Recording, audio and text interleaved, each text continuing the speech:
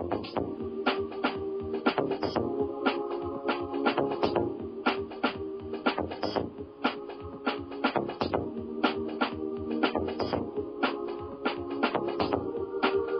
to the What Really Happened radio show for the America First, Second, and Third. Here is your host, Michael Rivero. And aloha, America. Welcome to the show. It's Monday, July 22nd, 2013, almost into the month of August here, middle of summer. It's a little warm other places. I'm actually in agreement with Phyllis Schlafly's comment that this whole human-caused global warming thing was just a big, giant, money-making scam. The science does not support it. I come from a scientific background myself. We'll talk about that a little bit further into the show. Meanwhile, our phone lines are open, 800-313-9443, 800-313-9443. Manny is sitting in our control room, twiddling the dials, keeping us out of trouble, ready to answer the phone when you call on in. We got a lot of stuff to talk about, but before we do, a little bit of an announcement, a little bit of preening. Today is the day that Public Broadcasting starts up on the XDS satellite system. I understand we've already got some affiliates out there listening to us on AM and FM radio, and welcome to our new audience. Just to sort of catch you all up on who I am, my name is Michael Rivero. I'm the webmaster of WhatReallyHappened.com. I've been a peace and truth activist for pretty much 20 years at this point. Much longer than I ever thought I was going to be involved in this kind of thing. And we are here at Republic Broadcasting. If you are one of the Americans who are alarmed about NSA spying, IRS targeting, Benghazi, these endless wars, an economy that seems just geared to looting the people to save Wall Street, and you're starting to ask the important questions, you've come to the right place for the answers. And we're going to be hopefully pointing you at some new information that you should consider.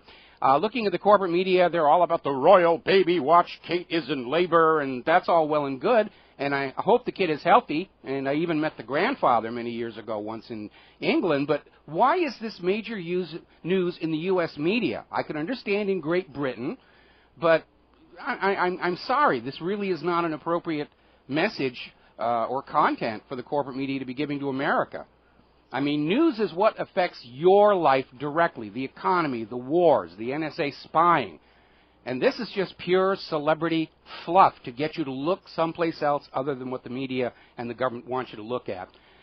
Speaking of distractions, of course, we're still seeing valiant and heroic attempts by the White House to try and keep this issue of Trayvon Martin and George Zimmerman fanned up in the media. Oh, we got to push racism. Racism is what you should think about. Pay no attention to those IRS targeting of Tea Party and Occupy groups. Pay no attention to the NSA spying on everything you do. You've got to be worried about racism. And they're out there. Over the weekend, apparently one of the Trayvon protests, and they've all been pretty much peaceful so far, except for some obvious agent provocateurs like Trash Can Man in in Oakland. And apparently over the weekend, some guys showed up, white guys showed up at this Trayvon Martin protest wearing T-shirts with the N-word on there. I mean, can you say obvious agent provocateurs? Right now, Obama is just desperate. He's dealing with NSA Gate, Prism Gate, EPA Gate, DOJ Gate, Benghazi Gate, crumbling economy, a failed Middle Eastern war policy. They're trying to salvage that, and he doesn't want you, the American people, looking at that. So they're trying to create this whole racial tension thing to keep Americans divided against each other. Just like they did back in the 1960s when the white population and the black population were united together in opposition to the Vietnam War. And the FBI, as part of their COINTELPRO program, went out there deliberately trying to create racial strife. One of the most notorious examples of that, of course, the Black Panther coloring book. There was this book filled with drawings of blacks killing white police officers and just all this blatantly race-baiting imagery. And it turned out the FBI had distributed it, and the corporate media had blamed it on the Black Panthers in order to get whites and blacks angry with each other and sneering at each other, and thereby not paying attention to the continuation of the war in Vietnam. Apparently, George Zimmerman made the news again today.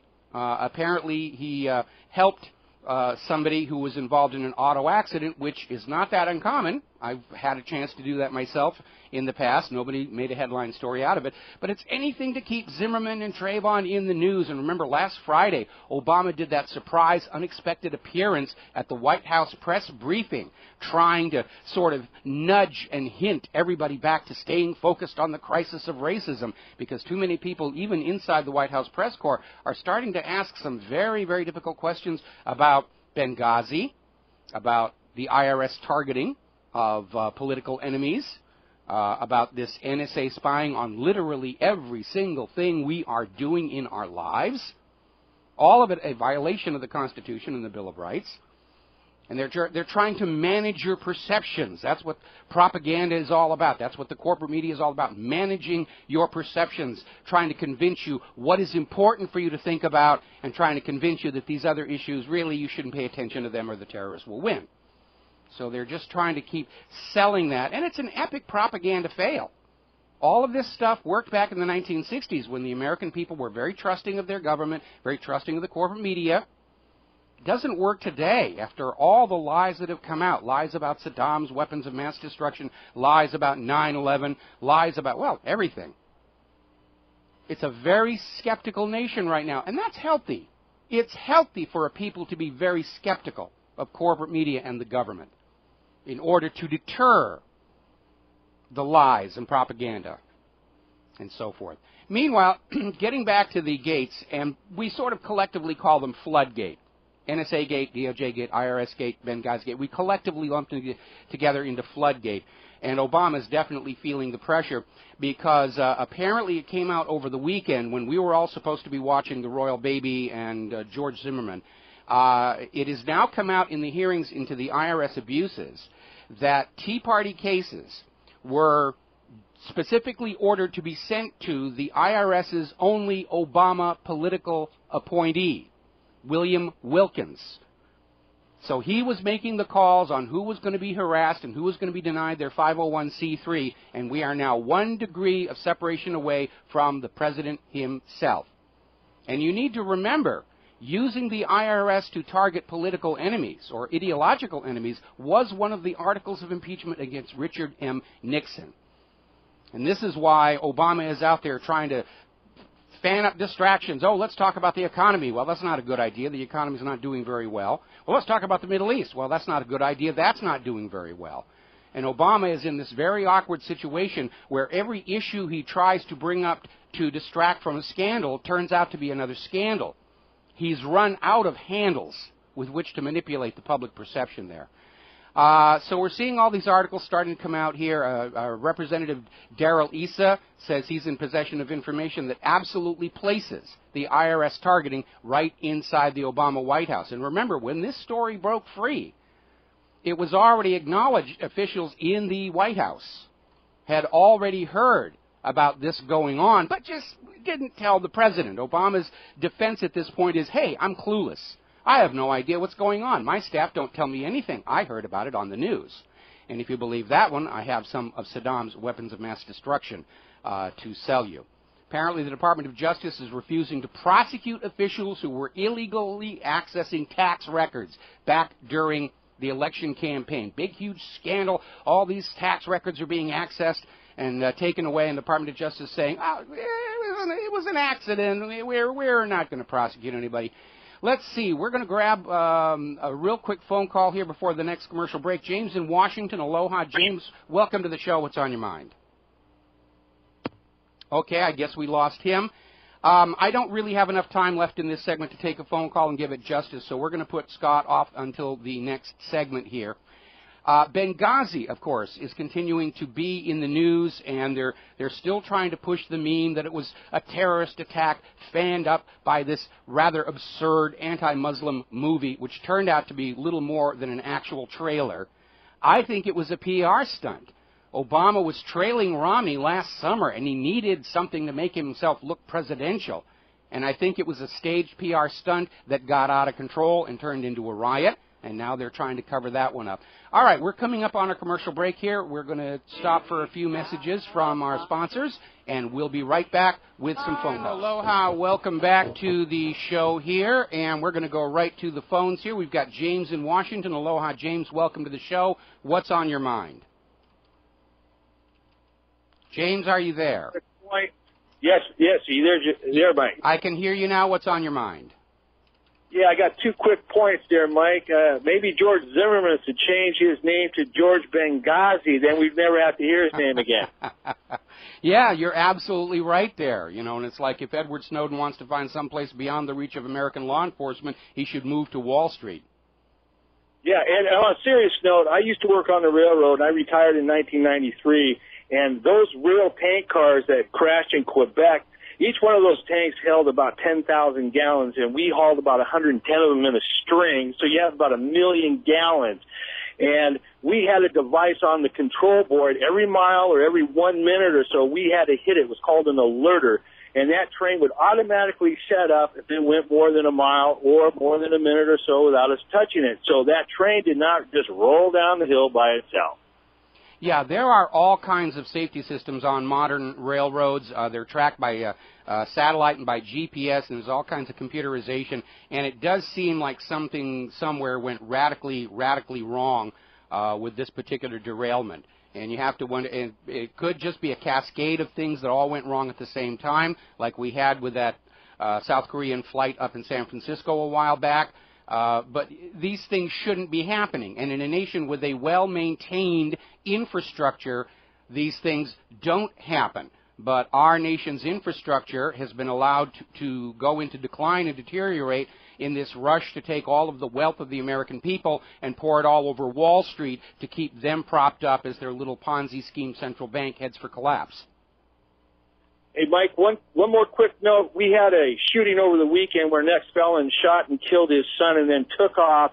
And I mentioned to my neighbor, I go, what do you think all those cameras are on the poles for? If they're not helping us find where this guy went, what are they really for? Thanks, Mike. Thank you, and you're absolutely right. We talk about this in the context of the NSA spying. We already know the NSA can't actually intercept the communication of real criminals and real terrorists who have the resources to develop their own private code systems. It's all about watching you, the American people, to keep you afraid, to keep you cowed down, to keep you intimidated. As the government clearly embarks on a quite unconstitutional mutation. I was going to say evolution, but it's really a mutation, like a giant cancer growing on the country. We're going to switch over here to Scott in Wisconsin. Aloha, Scott. Welcome back to the show. What's on your mind? Well, first of all, I want to welcome all the new listeners to Mike. This is Brother Scott from Wisconsin, and I've been talking to Mike for years. But, hey, Mike, you know, it's a sad day for me. And I could just imagine driving down the interstate on the Clover Leaks through Detroit right now. Complete silence. You go in and you see the high-risers empty, broken glass. Yes. The houses are just totally, it looks like a Mad Max horror film. The houses that are left, Mike, are totally, they look like they've been, oh, it's sad. You know, you go through that city, and I'm challenging somebody to call from Detroit today to Michael and give him the real report of this mega city that is totally a ghost city. And you know, Mike, I remember when I was driving across out to Pennsylvania, going over the Big Sky Bridge out of Chicago, and I'd hear Gary, Indiana. You know, I'd hear the smokestacks going, and you could hear the banging and everything. Now you drive through there, and you hear complete silence. And people, we need to understand to pray for these cities that are ghost cities like Memphis, Baltimore. These are big cities, and you talk about our structure, Michael, to our country. They've been totally decimated. So I want to just thank you for taking my call, and maybe you can talk about that later on your economic report. I absolutely am planning on talking about that. The important thing to remember is that Detroit is not this unique, isolated circumstance where now they're hovering at the edge of bankruptcy, and there's argument about whether they're going to be allowed to go bankrupt or not. It is different from other American cities only in degree, and there are already other American cities like Houston, which are mere months away from the same circumstance. And you drive through any large city, you're going to see a lot of empty retail places, a lot of abandoned and foreclosed homes, which are no longer livable because the metals thieves and building materials thieves have already gone in and stripped them. Even back a few years ago, when I was still doing visual effects for the TV series Lost, we were using as locations these buildings that had once housed banks and financial centers that had gone bust in 2008. And it was just eerie to be in these complete buildings, already just sitting there empty. We're going to grab another phone call here. Chauvel in Illinois. Aloha. Welcome to the show. What's on your mind? Hey, Mike, and hi, everybody on Justin TV. I was calling about, I don't know if you came across it, it was in the Huffington Post. It was more useless money being spent by the CIA, and it also kind of goes with what you're going to be talking about later about the quote-unquote climate change. They were wanting to spend, or they're backing spending of over $650,000 on how to control the environment or global geoengineering about spraying stuff in the atmosphere and trying to get the CO2 out, like collecting all the additional CO2 out of the atmosphere to, curb climate change. And it was a 21-month study into the science, and that was the Huffington Post. Well, first of all, we need to remember that very often the CIA will have a large, well-funded program that purports to do one thing but actually does another. And so I don't think we should presume that the official declaration that they're studying climate change with all this money necessarily is so. Remember, the up in Alaska, HAARP, which just got shut down, was called the High Altitude Auroral Research Project. And the official story for all that money was they were studying the upper ionosphere, and what it actually appears to have been was a test platform for medium-wave synthetic aperture radars for over-the-horizon use, and apparently that didn't work out, and that's why they've cut the funding.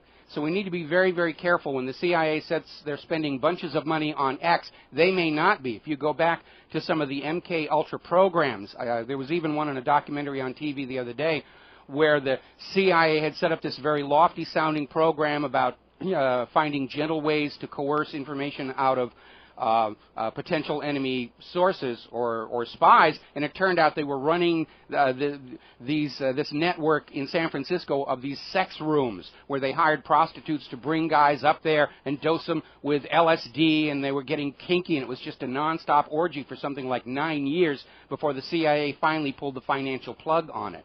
So we have to be very careful assuming what they're saying about that. We got to take a break.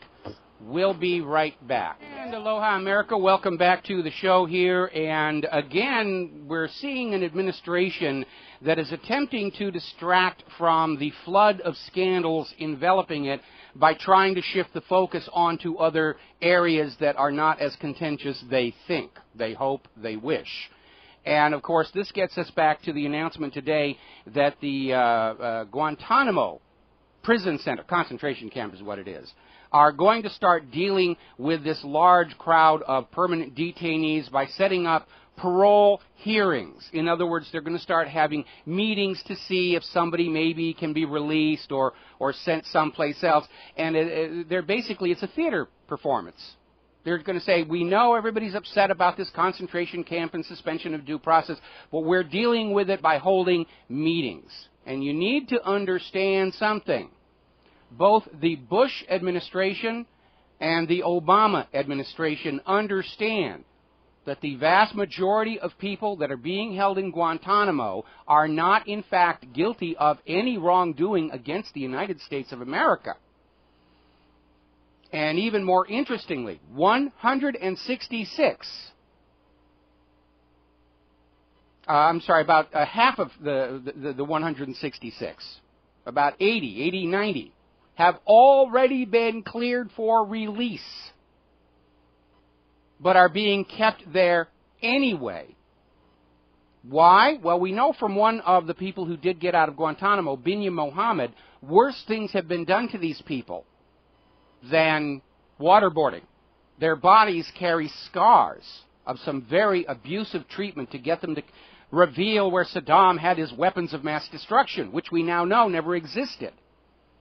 And that's why they don't want to release them. And as soon as the Obama administration announced this idea of parole hearings, it provoked a huge response and backlash. These are all potentially dangerous people. Even if they were innocent when we arrested and tortured them, they're dangerous now because we arrested and tortured them. We can't let them go. And they're trying to create a controversy here in order to take the focus off the real scandals, the scandals that reach right into the White House.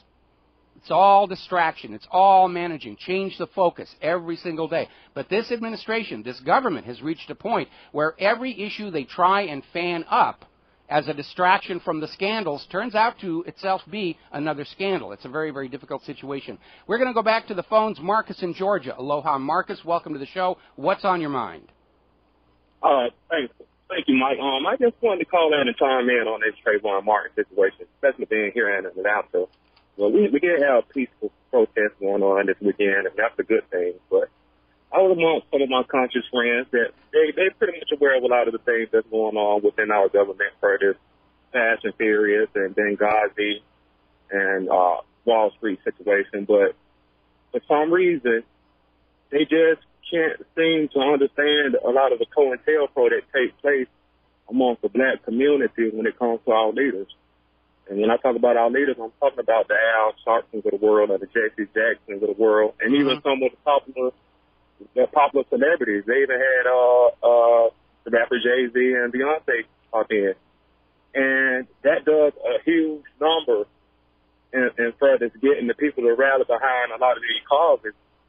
And a lot of the causes not genuine. I'm 100% behind injustice, but it got to be genuine injustice. And they have to also be in a sense that if you have a situation that's taking place in the form of civil rights, we can't also forget to pay attention to our civil liberties. And that's where I'm losing them at, with the civil liberties part. Well, I just want to know what's your opinion on it. Well, you're absolutely correct. You are absolutely correct. I mean, the FBI's COINTELPRO program and various undercover police departments have been interfering with the civil rights movement for decades. And again, for those who are new to this kind of government deception, I recommend you go out and do a web search on the FBI's COINTELPRO program. This was a project undertaken by the FBI in the 1960s. It stood for Counterintelligence Program, and it had nothing to do with crime or law enforcement or terror. This was the FBI that went out and committed criminal acts of sabotage against various targeted groups, and the Civil Rights Group was one of their highest priorities. Again, you had the Black Panther coloring book. You had the infiltration of the Black Panthers itself to lure them into militant actions with which the corporate media could demonize them. There was another famous case where undercover FBI informants on the Southern California college campuses, and yes, they still have them on college campuses to this very day, infiltrated the anti-war movements and organized what was supposed to be a peaceful protest in front of the Disneyland Anaheim Park. And once the protest was going, these undercover FBI informants led the crowd inside, jumped the turnstiles, caused physical damage, took over Tom Sawyer's Island, and of course the media was waiting to take pictures of them. The National Guard was already in position to basically beat them down, and the next day it was all over the newspapers of America how those so-called peace activists had attacked Mickey Mouse and beaten up Donald Duck and smoked pot on Tom Sawyer's Island, and it absolutely discredited the anti-Vietnam movement in the eyes of the American public, which allowed the Vietnam War to continue for additional years, leading to 60,000 American dead. And so you're absolutely correct. The government is constantly trying to find people that they can put in as leadership positions. After the assassination of Dr. Martin Luther King, Jesse Jackson was just already pre-positioned to become the new figurehead for the civil rights movement and sort of blunt their opposition to the draft and the war in Vietnam, and again, lead them in directions where they lost credibility with the general American population. So you're absolutely correct, and I'm very reassured that you're aware of this and talking about this. And again, web search COINTELPRO and look at what they did. It wasn't just the civil rights movement and the peace activists. They went after the early feminists. They went after the Native Americans, for those of you who follow the Leonard Peltier story. And none of this was legal. It was leaked in the 1970s. Congress had to hold hearings because the American people saw the actions of COINTELPRO as not consistent with what the United States government was supposed to be. And Congress hemmed and hawed and investigated and passed a bunch of laws against these kind of covert operations against the American people, which the FBI continued to ignore to this very day. We have a popular civil rights advocate here in Georgia. He's very, very popular civil rights movement. His name is Hosea Williams. Marcus, I'm having trouble hearing you. The phone line is a little garbled. Could you slow down a little bit? Okay. We have a popular civil rights advocate. His name is Hosea Williams. I don't know if you're familiar with him or not. No, I'm afraid I'm not. He was a top biochemist, matter of fact, here in Georgia. And one of the things that he told Jesse Jackson and the Al Sharptons of the world was, he said that when King died, that a lot of the politicians in Washington was going to come after y'all, and they were going to throw a lot of money at y'all. And when they do, don't take it. Because if you take it, you will pretty much have destroyed the dream of Dr. Martin Luther King. Well, he was bang spot on that one. Yeah. Thank you, Mike. All right, thank you very much for the phone call. And, something you need to understand, and most Americans are coming to realize this now. I mean, when I was a kid, 1950s, 1960s, height of the Cold War, and we were all cowering under our beds for fear of the commies, we naively trusted the government to play by the rules. We naively trusted the corporate media to always tell us the truth about what was going on. Now we're a sadder but wiser American people, and we understand that what we get from the government and corporate media isn't necessarily the truth. In fact, the only thing we can rely on from the corporate media is the sports scores and the weather report, and they're not even that good on the weather report. And that, of course, is why the independent media is growing in this country. The blogosphere is growing, and Americans are asking questions. They've seen all these revelations of this criminal, unconstitutional behavior by the government, and they're asking what the heck is going on. And, of course, that's why we're here to help guide people to finding these answers they need to have. All righty, let's see. Moving on. Owner of a small Utah ISP described how the NSA got him to install surveillance equipment. We have actually been hearing about this for many, many years. AT&T, there was a whistleblower there where the NSA had special equipment installed on the phone system to listen to whatever phone calls they wanted to. This revelation of the NSA spying is actually nothing new because it's gone back for decades. In the 1980s, it was a system called Echelon. And what they have now with PRISM and all these other programs is basically just building on that platform. What is making the current situation a scandal is the realization by law-abiding Americans that they, too, are being spied on. We'll shrug our shoulders about the Bill of Rights if we think that the spying is only on the bad guys. But it isn't. In fact, they can't spy on the bad guys. We're going to talk about that in the next segment. This spying is on you, to steal your personal business data so that some government lackey can make money off of it in the stock market. It's about finding your little personal secrets that can be used to coerce you in your decision making. Oh, if you'll hire my nephew into this executive assistant position, we won't tell your wife that you're calling Fifi's phone fantasies late at night. That kind of thing. Real mafia, organized crime kind of behavior here. So it's angered the American people that the government is spying on them even though they are law-abiding citizens. And that is really what makes this current situation very, very different here. All right, we're coming up on another commercial break, and I know we got another caller waiting on the line when we get back. And when we get back from this commercial break, I'm going to be talking about my challenge to the NSA to underscore this whole idea about whether this is about crime and terror. Will be. Aloha, America. Welcome back to the show. We're going to go back to the phones here. Bill in Texas. Aloha, Bill. Welcome to the show. What's on your mind today? Well, thank you very much. The company I work for had the contract for 2 years to do a maintenance, one of those traffic places that monitor all those cameras here in Texas. Yes. The town had a population of about 500,000. But the car would be driving up to the intersection with the camera, and you'd get a box around it, which means it sensed the car, and the car would get a little closer, and you'd get a stick outline of the vehicle, and then a code would pop up for the make and model of the car. Wow. And it would get closer, and you get a square around the license plate, and then when it got a little closer, it would display the license plate numbers. And a big room that was about 30 feet long and about I don't know, 15 or so feet wide, just full of computers recording all that, and a giant video wall with all these cameras on it. I never saw anybody watching it. I never saw anybody there actually working. They were always playing video games or something. And it turned out that all that stuff, which is the machines I worked on, came in on fiber optics. And I'd have to tweak those because fiber ages. Yes, it does. And each one of those things had 4 outputs for each camera that was Cat5. And so there was 2 coming out, one going to that server room I was talking about, our recording room. And there was a whole nother bundle of cables as big around as my leg, which was a duplicate of the one going to that room. Nobody could tell me where that went and what it was for. Well, so I just don't know what they do with it.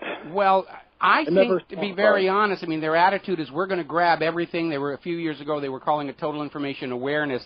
Now, I can understand the rationale for the system you describe, to basically scan the license plates looking for wants and warrants and comparing the license registration with the actual make and model of the car to detect if it's been a car that's been stolen with a different, somebody changed the license plate on it. But as you say, they're not looking at it. We're certainly not seeing a decline in car theft in this country, quite the contrary. And I question the spending of this volume of cash on this total surveillance system at a time when our children are going hungry, where our roads are falling apart, our bridges are collapsing. And it seems that the priorities are very much skewed here in a healthy economy where there's a lot of tax revenue. Yeah, if they want to play with this stuff, that's going to be just fine. But we already know they're using these systems to keep records of where everybody is going. They track you through the GPS on your cell phone. They're tracking you by watching your license plate numbers. And the vast majority of this data is completely and utterly useless because they're tracking law-abiding citizens who aren't doing anything at all. And it's a violation of the Fourth Amendment to the Constitution, saying that the government has... Go ahead. Sorry. Here in Texas, you drive down almost every freeway, even highway. I haven't seen it on city streets yet. That doesn't mean it's not there. I didn't notice. But you drive down any highway, I-35, 290, 71, this is all in Austin, and there's text tag readers on the side of the road, but you're not on a toll road. Not yet. Well, that's true, but I'm just saying. So they use your text tag to track you. And now I do know the city of Houston put them all over even their city streets to read your license plates, because that was in the paper. I mean, not your license plate, to read your toll tag. So, even though you're not on the toll road, they're reading those things. Yeah, and they're gathering all this information. I question whether they can really derive anything useful out of it. But again, it's all a violation of the Fourth Amendment. And I'm sure there's a justification saying that they're analyzing traffic patterns, for future road development, but they don't need to know the individuals driving over the road. They just need to count how many cars are going. And it almost seems like the government has adopted an attitude of watching everything that we do, even though they don't really have a good reason to do that. I'm going to let you go here because I want to spend the rest of this segment. Oh, that's fine. No problem. Talking about something here. Thank you. We are seeing the NSA's defenders saying that, this is all about fighting crime and terrorism. And Hayden was out there saying that if we're going to find the needle in the haystack, we've got to search the entire haystack. And my argument is they can't find the needle, and they never really could, because real criminals, real terrorists, have known all along that all the phones and all the computer lines and everything are being watched by the United States government, and they are able to basically create their own systems of encryption. Now, here in the United States of America, the NSA mandates encryption standards. Anything that you're buying from your local computer store, anything that you buy online, has already been approved by the NSA as something they want you to use and believe that you have privacy, although they themselves can read it. Now, let me give you a little bit of history here. In order to break an encrypted message, it's a two-step process. They have to find the method of the encryption. Once they have the method, then they can brute force the keys. Of those two steps, finding the method is the difficult part. During World War II, the Allies were not able to break the German Enigma encryption until they captured an actual machine off of a submarine.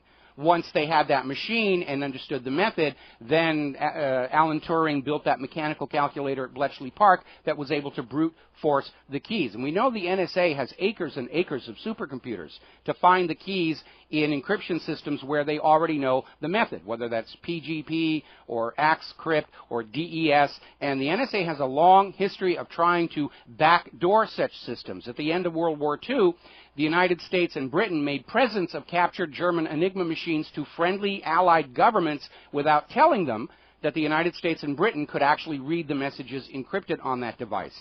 Years later, there was a commercial manufacturer of an updated version of Enigma called Crypto AG in Europe. Huge scandal when it came out. The NSA had bribed the owner of that company to put a back door inside that encryption.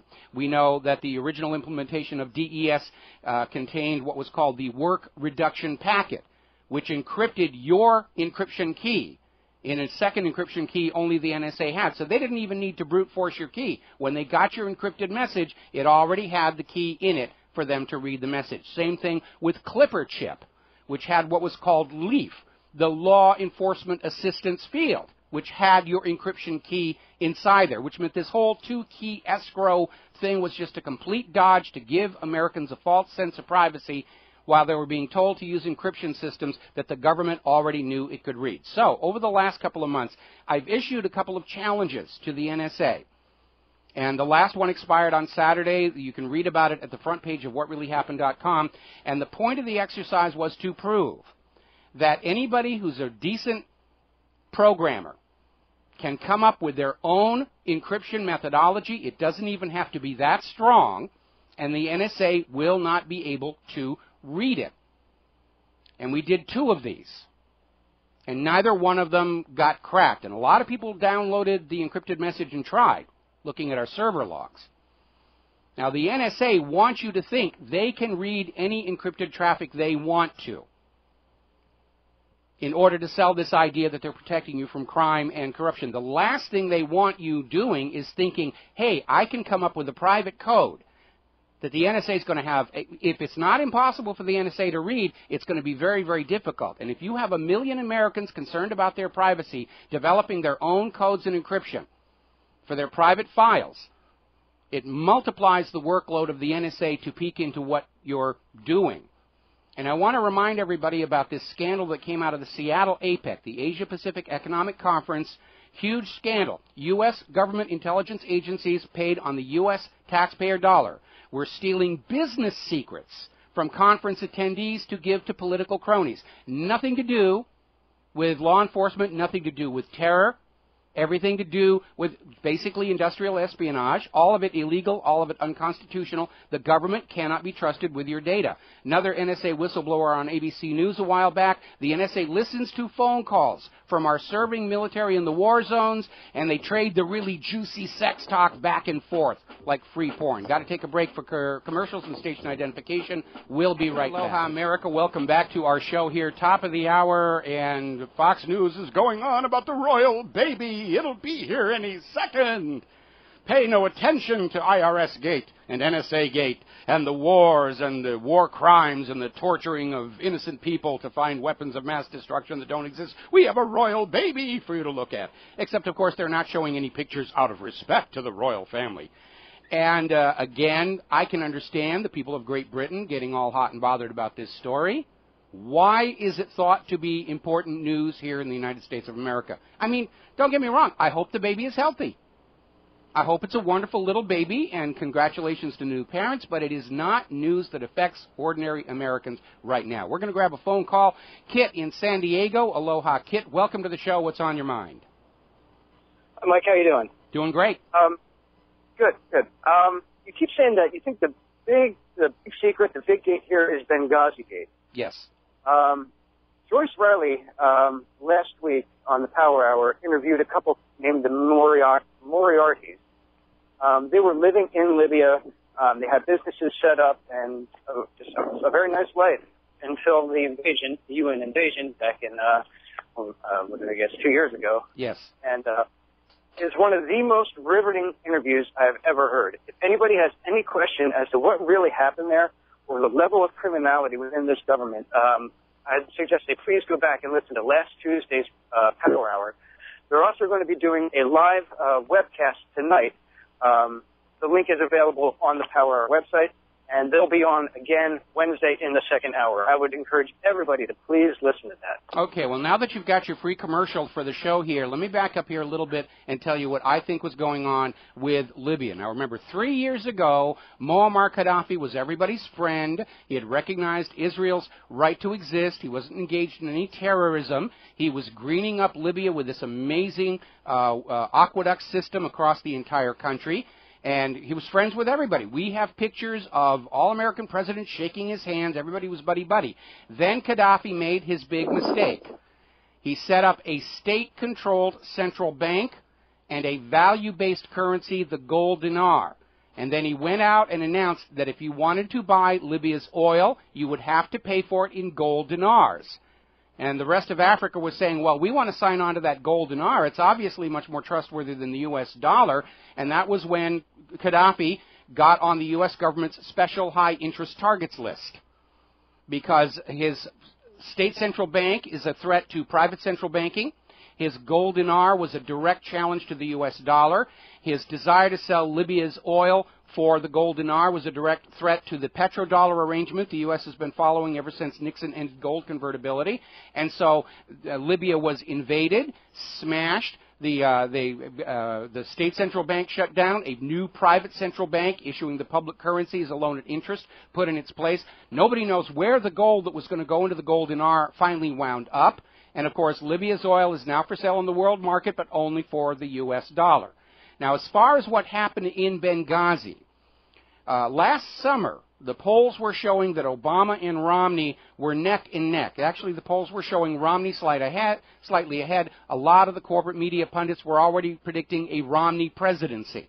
And Obama needed something to sort of reinvigorate his grassroots support, his approval numbers. Now, remember, before they'd had that raid in Abbottabad where they claimed to get Osama bin Laden, and that turned out to be a real disaster in public relations, because those of us who've been following the story all along know that the real Osama bin Laden died of natural causes in December of 2001. He was actually in the hospital already when 9/11 happened, and all the bin Ladens since then are fakes and frauds, and it's been outed time and time again. So they go into Abbottabad, they raid this house, they kill this old man, say, oh, this was Osama bin Laden, and they dump his body in the ocean so nobody can double check. Then they released all these photos onto the internet, supposedly showing the dead bin Laden, and every one of them was provably a fake, made from clips from movies, made from other source clips. It took us a grand total of, less than a week to absolutely discredit all of them, at which point the White House came out and said, we will release no more pictures of the dead bin Laden out of respect to Muslim sympathies, blah, blah, blah, blah, and so forth. And so Obama had not gotten any traction from the I got bin Laden hoax, and so we needed another stunt. And what I think happened in Benghazi is that Obama sent a bunch of operatives pretending to be al-Qaeda to kidnap the ambassador and hold him hostage. Ooh, new hostage situation. The corporate media would go absolutely crazy about that. And then after allowing the story to build to a peak, Obama would resolve the crisis either by sending in the SEALs or by arranging a prisoner swap to prove that he was not another Jimmy Carter, was not going to allow this hostage crisis to go on for hundreds and hundreds of days. That is why all of the CIA at the Annex and the SEALs and the Rapid Deployment Forces were told to stand down. They were told not to intervene in what was going on at that Benghazi consulate. But I think what happened is, first of all, some of the SEALs refused the order to stand down, and they went to intervene. Plus, we know that the CIA at the Annex, a couple of blocks away, were hearing the gunfire, and that means all of the ordinary Libyans around the consulate were also hearing the gunfire, and they probably said, yee-haw, they're getting rid of the Americans, let's join in. And Obama's carefully stage-managed theater piece to build his reputation for re-election turned into an uncontrolled riot, and the ambassador got killed.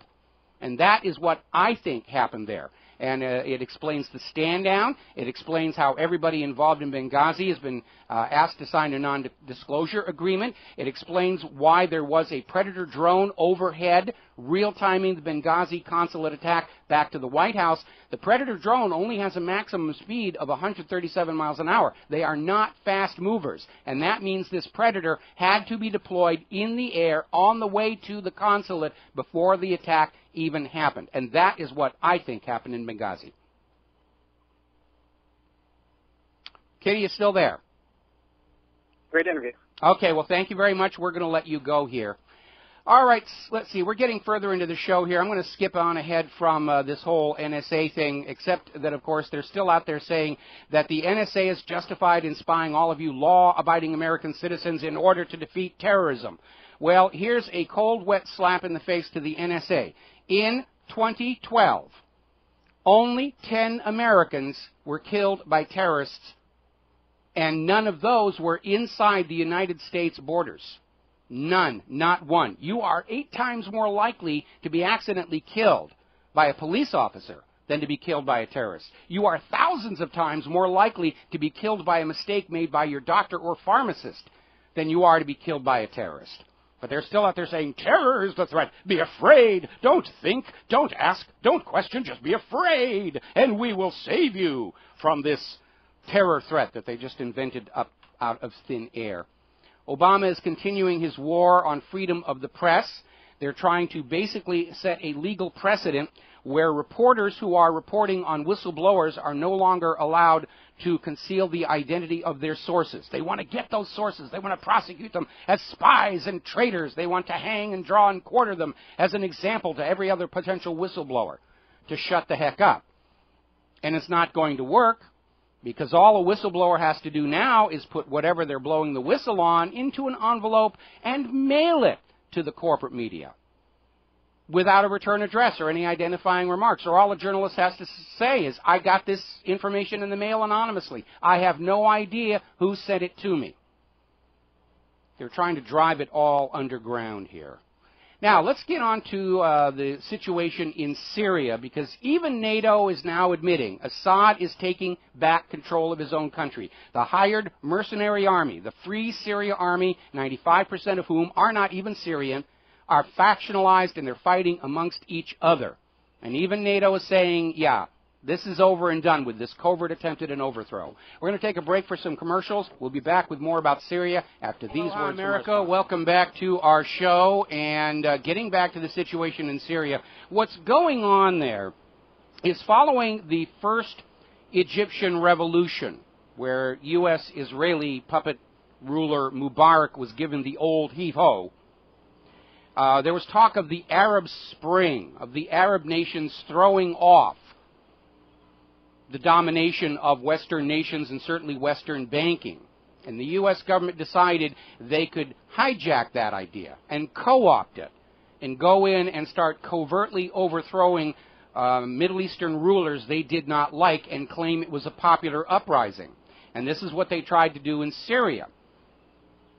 They went in, they found people who wanted to be the new government of Syria, said, we're going to give you weapons and money and covert support, and you can go and kick out Assad, and you get to be the new government as long as you do what we tell you to do. And that was almost 3 years ago. And how you tell the difference between a genuine popular uprising and one of these manufactured attempts at a coup d'etat is the size of the crowd that shows up. Look at those photos from the fall of Mubarak, millions of people in the streets all across Egypt. Look at the CIA's failed attempt to retake Iran in 2009, where it was just a handful of people with a bunch of pre-printed signs and screaming, we've got to save Iran from the evil Ahmadinejad. And that one fell apart. And so too is Syria. And this is an extension of a process the U.S. government has followed for decades. Back in 1953, the CIA did it to Iran again. That time they succeeded. They succeeded in overthrowing the democratically elected government of Mohammad Mossadegh, who wanted to nationalize Iran's oil resources and say this oil should benefit the Iranian people and not British and American oil companies. Well, that can't be allowed to stand. And so they kicked out Mossadegh and they installed the Shah of Iran. a non-elected ruler with a terror police force, the Savak, to basically allow American and British oil companies to loot Iran's petroleum riches, and drove the Iranian people down into poverty, hunger, and starvation until they rebelled in 1979. And the U.S. government, of course, you can't break free from our dominion after we have gone to all that work to enslave you. And they've been trying to overthrow Iran ever since, to take back control of its oil, to make sure it's sold only for U.S. dollars. The dollarification of the world. So they tried to do the same thing in Syria, and now we have that hired mercenary army, and they've been caught with weapons supplied by Israel, weapons supplied by the United States of America. They've been caught with chemical weapons that they used on the Syrian civilian population to try to blame on Assad, and that is another way we know it's not a genuine popular uprising. Go back to America's fight against the British government. How well would that have worked if George Washington and Thomas Jefferson had gone into colonial schools and started killing school children? The answer is it wouldn't. And this is just more of the same thing here. So now this whole attempt at a covert overthrow masquerading as a popular uprising is crumbling rather badly. They still want to take over Syria because that's the last stepping stone in the long-desired war against Iran. And so now we have a report coming out of Press TV that American troops are right now training at a North Carolina military base for a ground invasion of Syria. And we know they're scrambling on that one because with Turkey in turmoil, they're dealing with protests there, with Egypt going through another change of government that has already signaled an intention to align with Syria, the only remaining jumping off point for a ground invasion of Syria is coming through Jordan. And they're already training that up. Russia is saying Assad is ready for peace talks with the so-called leadership of the Free Syria Army, but the FSA is too busy killing each other off over who's supposed to be the new government. And so that's creating. We're going to grab a phone call. John in Barbados. Aloha, John. Welcome to the show. What's on your mind? I've some more news for you on the Syrian situation, Michael. Okay. The Palestinian refugees that were pushed out of Palestine by the Israelis had a large refugee camp, which the so-called Free Syrian Army was occupying, all but the police station. Now these Palestinians have joined the local army and police and are pushing back against the terrorists that are being supplied by Israel, America, Britain, you name it. And the other problem is now is that the Kurds at the other end of the country are actually taking back land from these terrorists, and I believe that there may be a deal being done with Assad to give the Kurdish people a homeland. Well, Turkey is certainly not going to like that. Turkey's not going to like that at all. But the reason this is so important right now, Syria is pivotal. We know from General Wesley Clark that there was a list of 8 nations that were part of this plan for unending war that was proposed by the Project for the New American Century, all of them oil-rich, all of them refusing private central banking, all of them wanting to sell their oil for currencies other than the dollar. They've been knocked off one after the other, with Syria and Iran the last 2. If Assad retakes control of Syria and gets that situation under control, it will be perceived politically as a defeat for the United States of America. Now, the American people understand this was never a popular uprising in Syria. This was simply the latest in a long line of U.S. interventions for vested corporate interests, and, of course, because Israel wants everybody around them smashed into little tiny harmless pieces here. If Syria goes back to Assad, if they kick out this hired mercenary army, it's going to be seen as a defeat. And that is going to further erode popular support for an invasion or war against Iran. And that is why we're already hearing John McCain is out there screaming about we've got to directly invade Syria. Dempsey's out there saying we've got to directly invade Syria. If they lose Syria, they will lose the momentum for this program of dollarification of the world. And the problem with trying to reinforce Bretton Woods on the rest of the world, it's an all-or-nothing deal. If they don't get all the world's resource-rich areas, the rest of the world is simply going to do business with those resource-rich areas that are not enslaved to the dollar, because they don't want to pay that extra added uplift of going through the dollar, and the whole system's going to come crashing down. So they're trying to figure out, how are they going to sell an invasion of Syria to the American people? Are they going to set off a bomb someplace in the United States and say, oh, it was those dastardly Syrians? Are they going to hack the financial center computers and crash the economy and say, oh, it was Syria that did it? We really don't know. But we do know right now this government sees Syria as a necessary component to move forward. If they lose Syria back to Assad, the war agenda is seriously kneecapped. We'll be back after. And aloha, America. Welcome back to the show. And the corporate media is all out there. It's a boy. The royal baby's a boy. Huzzah, huzzah, huzzah. Congratulations to the parents. I hope it's healthy. And now let's go back to the things that are actually affecting the daily lives of ordinary law-abiding Americans trying to make it through this horrible time in our nation's history.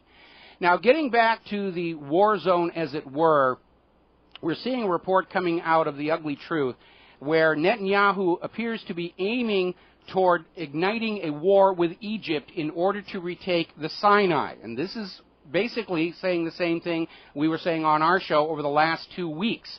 Ever since the new kerfuffle in Cairo, we saw the Egyptian military starting to fortify the Sinai under the excuse of closing smuggler tunnels into Gaza. But the reality is that Israel is obviously going to see this time of turmoil in Egypt as an opportunity to retake the Sinai, and the Egyptian military is preparing to meet them. And more people are coming out and saying, yeah, this appears to be what Netanyahu's trying to do. And by the way, one of the surest signs that Israel's getting ready to uncork on somebody, whether it's Egypt, Lebanon, Syria, or a combination thereof, is all of a sudden we're seeing in the corporate media, oh, anti-Semitism is on the rise, we're being victimized, we're this, we're that, oh, we found King David's temple. And every time you start to see this constant propaganda campaign to remind you that the Israelis are history's permanent victims and we should never ever question what they do in their own defense, it's usually a red warning flag. They're about to launch an attack on somebody. And we know Israel has been bombing Syria over the last couple of months. That's an outright act of war. Apparently, according to Russia Today, Israel staged their last attack against Syria using an airfield in Turkey, which is probably causing a lot more consternation for Erdogan in dealing with the Turkish people, who want nothing to do with any more of U.S. and Israeli wars in that region. Meanwhile, it's another sign that the new incoming government of Egypt is going to be a lot less agreeable to U.S. and Israeli agendas. Is apparently there is a movement in Egypt right now to lay siege to the U.S. embassy. Now, when Mubarak collapsed and Morsi came in, Morsi initially seemed to be showing a great deal of spine in resisting U.S. and Israeli agendas in the region. And then over the last several months, somehow his spine got removed surgically, and he started going along with the U.S. agenda in Syria. And that, of course, angered the Egyptian military because they didn't want to be ordered to go fight for the United States in Syria.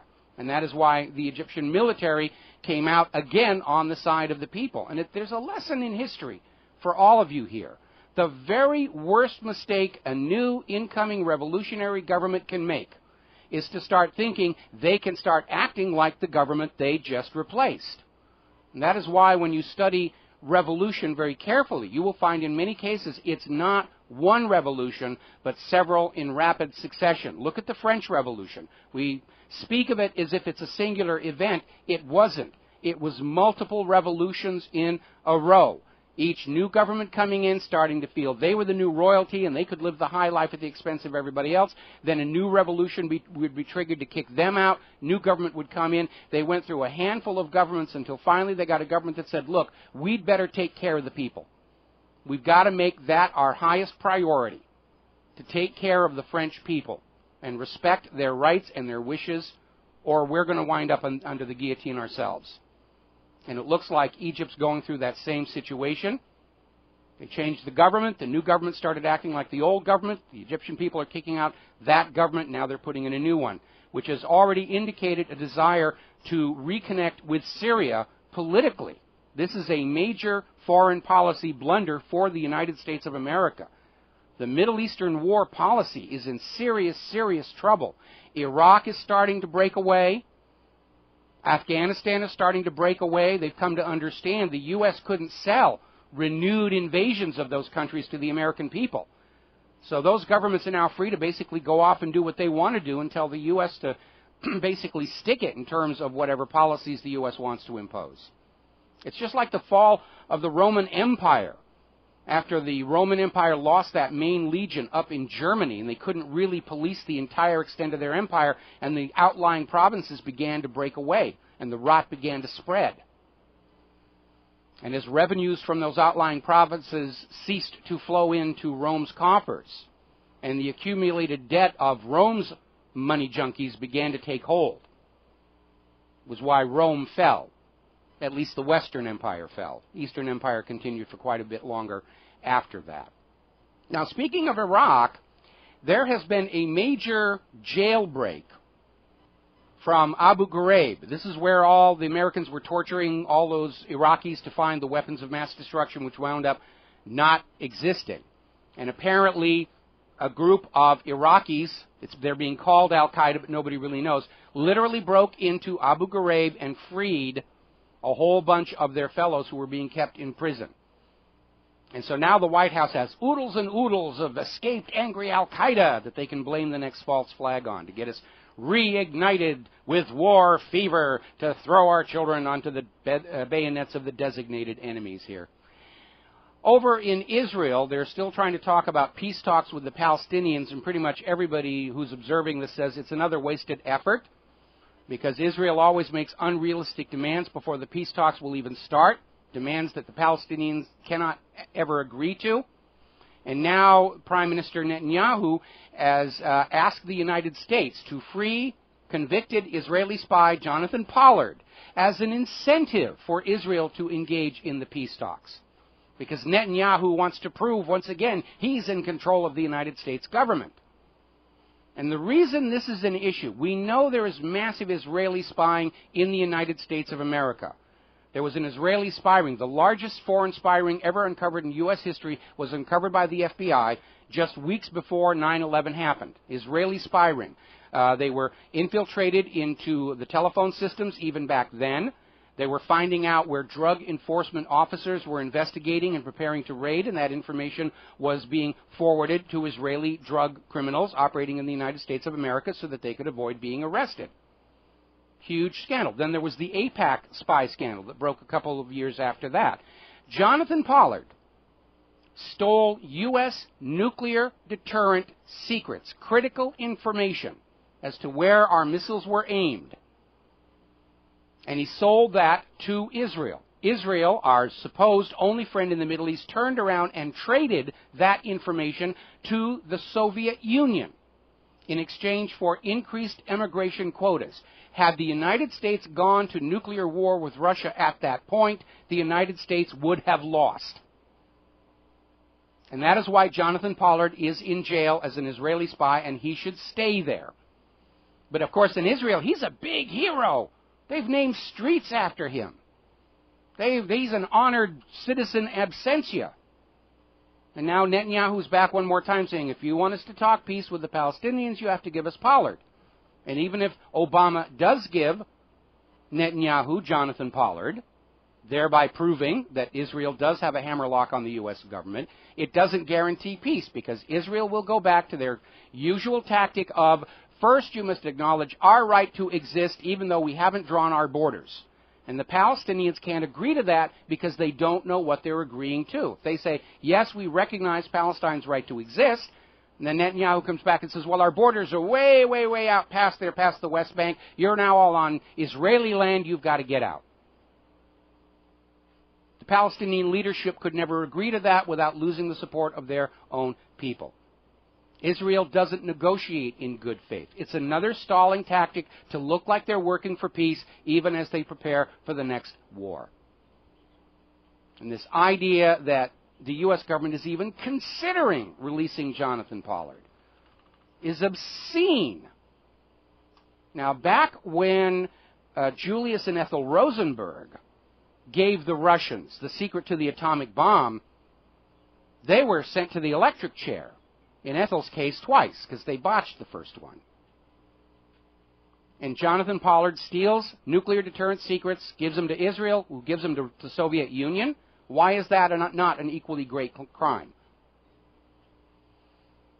Alrighty, the United States has been forced to admit they're deploying their military drones to areas outside declared combat zones, and apparently they were forced to do that because one of the Air Force Predator drones crashed on the Iraq-Turkey border. And, of course, the Kurds there are making a huge, big propaganda stink about this. The U.S. is saying, oh, we only send these drone strikes in to get known terrorists in these known trouble areas. Wrong. The predators are everywhere. Speaking of dropping things, apparently 2 U.S. fighter jets dropped 4 unarmed bombs on Australia's World Heritage-listed Great Barrier Reef Marine Park following a training exercise error. We're not at war with the Great Barrier Reef, but we've just dropped bombs on them. A while back we had that ship run aground on them because even though the commercial GPS showed the ship's captain, they were in the wrong place. Their U.S. government-supplied computer navigational system, which is never wrong and supplied by the lowest bidder, had them in the wrong place. That poor barrier reef, they are so much abused by the United States government. All righty, we're going to take a break here. When we come back, talking about the latest move by Iran, Iraq, and Syria to forestall an eventual U.S. invasion. And aloha, America. Welcome back to the show, and especially for our new audience out there on our new on-air affiliates. I wrote an article a while back called All Wars Are Bankers' Wars. Somebody made a video out of it. It's gone viral. You might want to hunt that down. But the context of the article is that ultimately, when you discard all the propaganda about terrorism or human rights or saving these poor people from an evil tyrant, it all comes down to wars for a profit, war for money. In the current context, we're talking about the United States adopting as its agenda the continuation of the petrodollar deal by force of arms. And what I mean by that is, at the end of the Bretton Woods original arrangement, when Richard Nixon ended gold convertibility for the U.S. dollar, and the U.S. dollar plunged internationally, and the way it was propped back up is the U.S. government went to the oil-producing nations of the Middle East and said, if you will sell your oil only for U.S. dollars, we will guarantee your military safety against Israel. And so everybody on planet Earth had to send goods and products to the United States of America for those paper dollars with which to go buy their oil in the Middle East. The Middle Eastern nations, of course, had no place to spend those dollars but to buy U.S. Treasury bonds and real estate inside the United States of America. They do send that money back to the United States as investment. But it's all about oil and gas, not having control of it and make sure that it comes to the United States, but guaranteeing that oil and gas and now gold and molybdenum and copper and the rest of it are only available for sale around the world for U.S. dollars, for the U.S. to prop up its failing economy using other people's natural resources. Now, to counter this, we're now getting word out of blacklisted news. Iran, Iraq, and Syria are now forming a troika to export natural gas to Europe. And this is, remember what I said in the last segment, Iraq understands the U.S. government can't sell a new invasion of Iraq to the American people, so the government of Iraq is now free to do whatever they want to do. And they're forming this partnership with Iran and Syria to export natural gas to Europe. And they will sell that gas to Europe for their own currencies, not the dollar. This is an absolute strike against the petrodollar and the dollarification, because if Europe is getting their natural gas at a good price from Iran, Iraq, and Syria, They're not going to want to upset that by going along with the United States plan to invade Iran and Syria, somehow retake Iraq, and Europe will have to buy their natural gas at the much higher price going through the U.S. dollar. And this is how peace is going to be achieved. They're making deals. Iran is making deals. Iraq is making deals. Syria is making deals. The Shanghai Cooperative Organization is making deals. BRICS are making deals, while the America tries to make war. And it should be obvious to anybody that this U.S. war policy to force the world back to Bretton Woods, to force the world back to the petrodollar, is crumbling. It's stumbled badly. The bad news is we have a government of people unable and unwilling to admit error or accept responsibility for their failings. So their attitude is going to be pretty much what we're hearing from John McCain. We've got to move forward, always forward, always forward, as long as it's somebody else's kid. Keep sending that out there. All righty. Now, getting on to the economy, which really does affect all of our lives a lot more than the brand new royal baby that the corporate media is still obsessing over. Gold has now surged to its best day in 13 months. That hammer down of gold prices we saw in June has now been exposed as a deliberate manipulation to drive gold prices down so that these bullion banks can try and recover the physical metal they need to satisfy their contracts. Because one of the ways gold prices have been kept down, silver prices too, to discourage people from abandoning the stock market or pulling their money out of the banks and going into physical, is they will oversell these gold futures delivery contracts. And a very bizarre set of rules. The physical and contract prices of gold are blended together to get the London daily gold fix, emphasis on the word fix. And so in order to keep gold and silver prices down, all they have to do is keep putting out more of these contracts.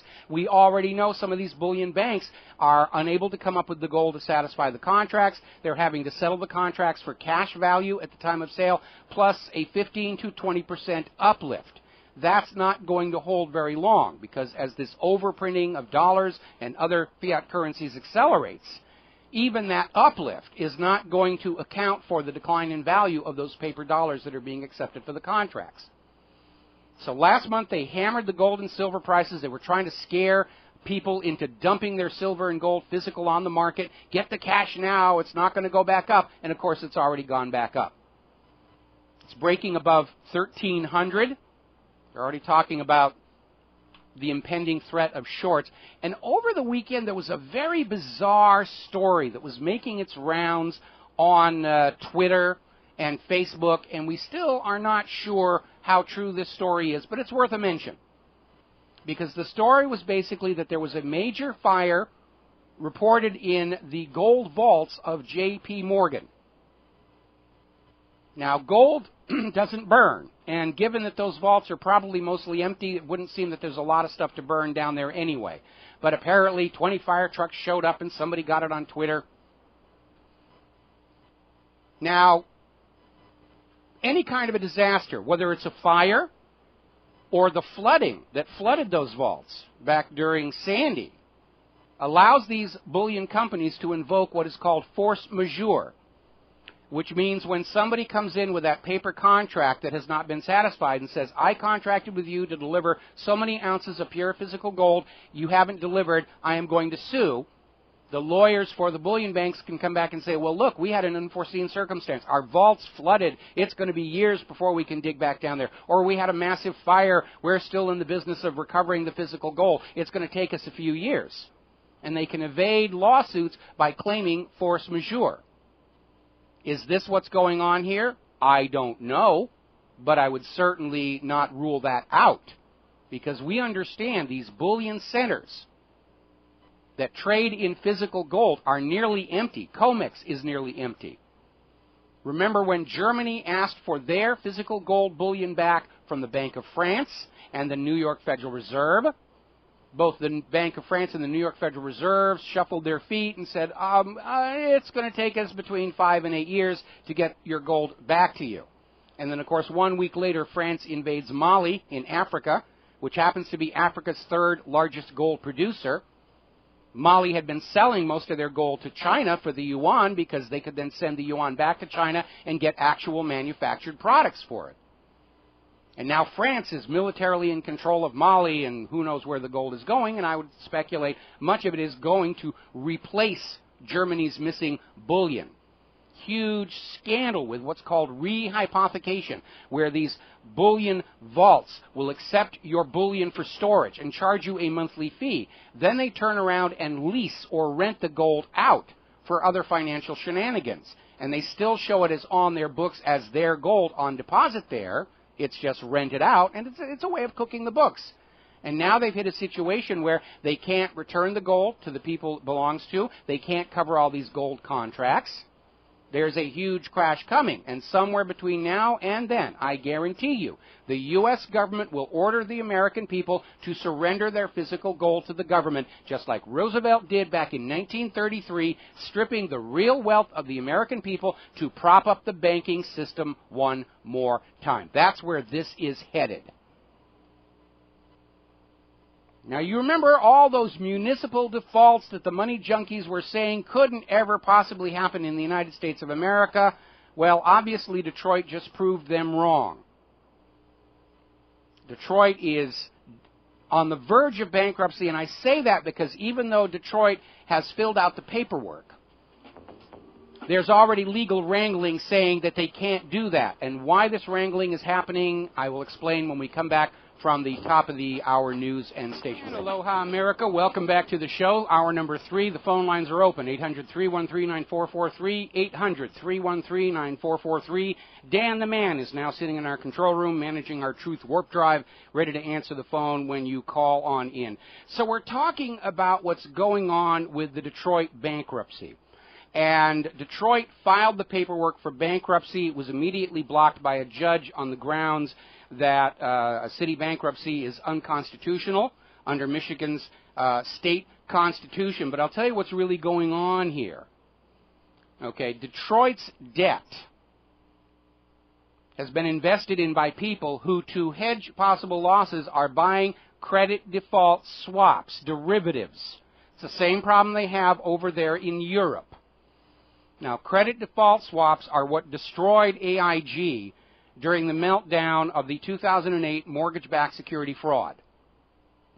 Now, a credit default swap is like an insurance policy that you buy, like fire insurance on your house, so if the house burns down, they'll give you back part of the money so you reduce the loss. Now, credit default swaps, in fact, derivatives as a whole, are unregulated. So they don't play by the rules that regular insurance companies have to. In regular insurance, you must own the asset being insured. I can't buy a fire insurance policy on my neighbor's house.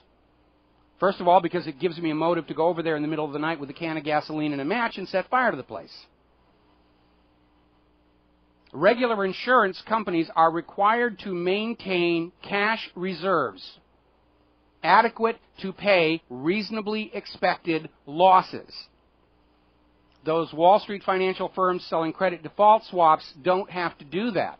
When AIG was raking it in, selling credit default swaps to go along with those mortgage-backed securities,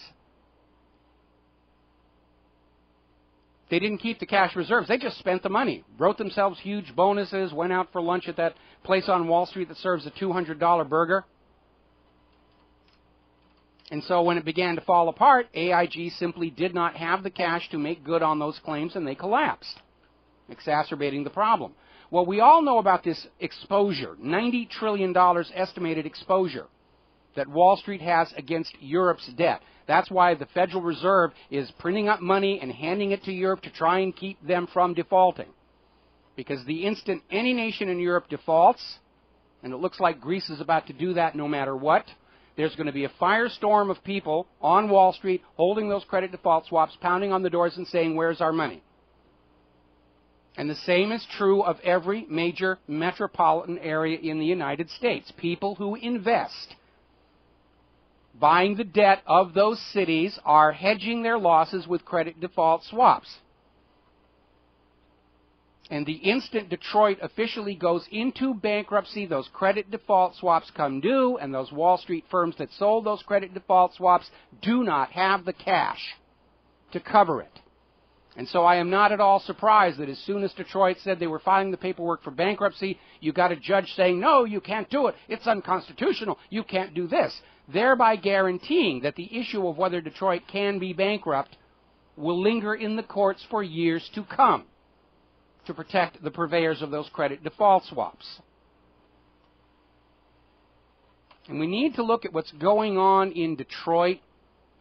You know, they've got $20 billion in debt and unfunded liability. That's more than $25,000 per city resident. There are homes for sale in Detroit for $500 if you can live in Detroit and not worry about where you're making your money. Right now there are 78,000 abandoned homes in the city. 60% of the children in Detroit are living in poverty.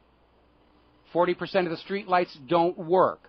There are 70 Superfund hazardous waste sites in Detroit.